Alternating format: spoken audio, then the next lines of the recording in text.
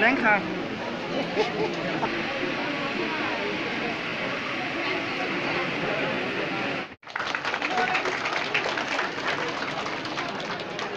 Let me first explain who we are and why we are gathered here.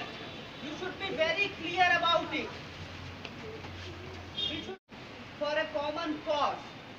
So we don't oppose any government. We don't oppose any political party. We don't oppose concern about other. So please, when you debate and because there are some people who don't belong to SC, ST and OBC, but they stand for the social justice. They are with us. Especially one faculty from the political science and one from the linguistic department, they are with us. So it shows that we are standing for the social justice.